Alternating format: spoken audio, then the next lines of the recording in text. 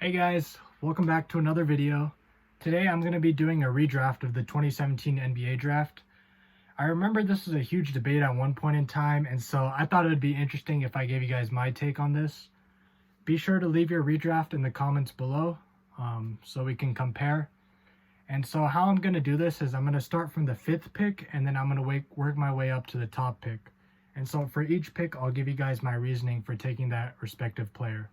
So to start off this video, with the 5th pick in the 2017 NBA redraft, I select John Collins.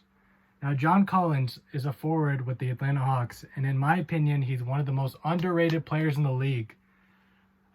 This past season, he averaged 21.5 points, 10 boards, shooting 40% from three-point range, and 58% from the field. His game really reminds me of a young Amari Stoudemire. He plays with energy and effort. He's really springy. He doesn't shy away from contact, and he's super efficient.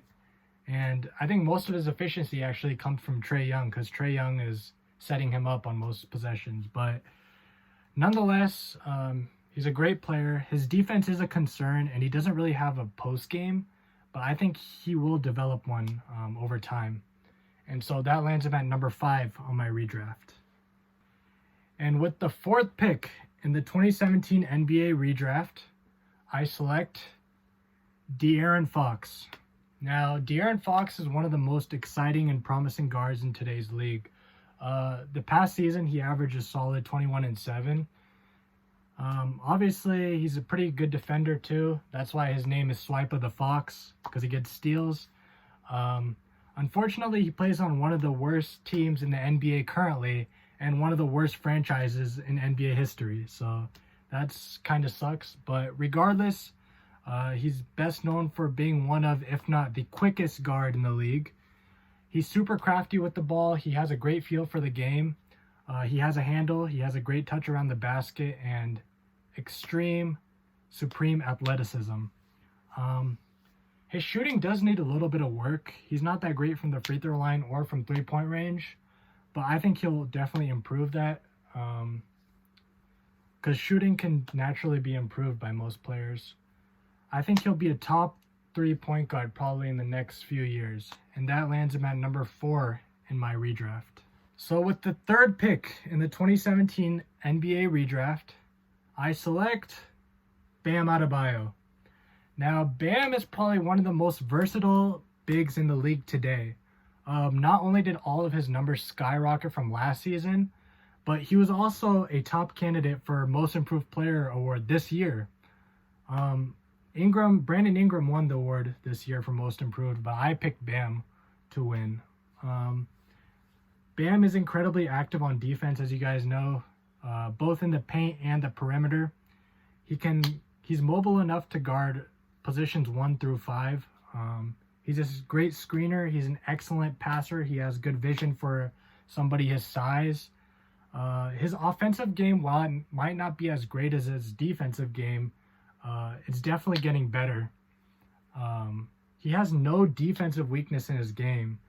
The only thing I think he needs to improve is probably his jump shot. Because being a big in today's league, you kind of need to have a jumper. And so I think that's the one thing he needs to improve, but I definitely look forward to his maturation as a player. So with the 2nd pick in the 2017 NBA redraft, I select Donovan Mitchell. Donovan Mitchell, guard with the Utah Jazz, has been one of the biggest surprises from the 2017 draft, and he happens to be one of my favorite players as well. He's a combo guard who can score on all 3 levels. He's extremely quick. He has amazing body control. He's a great shot maker, insanely athletic. He doesn't shy away from contact. He's always attacking. He plays aggressively.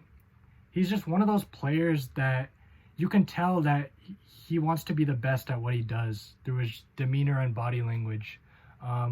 He does need to improve in terms of decision making and finishing in traffic, because I think he can get out of control sometimes, but he's always working on his game, so I have no doubt that he'll improve. And obviously, we can't ignore the fact that Donovan Mitchell had a historic playoff run this season, averaging 36 points in the bubble while shooting 50+% from downtown. I can't remember exactly how much, but yeah, 50+% from 3. That's crazy. Donovan Mitchell lands at number 2 on my redraft. And last but not least, with the first pick in the 2017 NBA redraft, I select Jayson Tatum of the Boston Celtics. Do I need to say anything more? Jayson Tatum is among the best and most elite talents of the 2017 class. In his first season in the league, he made it all the way to the Eastern Conference Finals. And as fans say, he's only 22 years old. But on a serious note, Tatum really has emerged as a centerpiece of the Celtics franchise. I think he'll be there for years to come. So he's a 6'8", versatile wing with amazing length and size. He can space the floor. He's extremely smooth and fluid. He has elite footwork. He uses an array of moves to score, including pivots, jabs, step backs, followaways. He reminds me a lot of a young Tracy McGrady. He uses his size and length to create space over defenders. His range has actually even improved a lot since entering the league.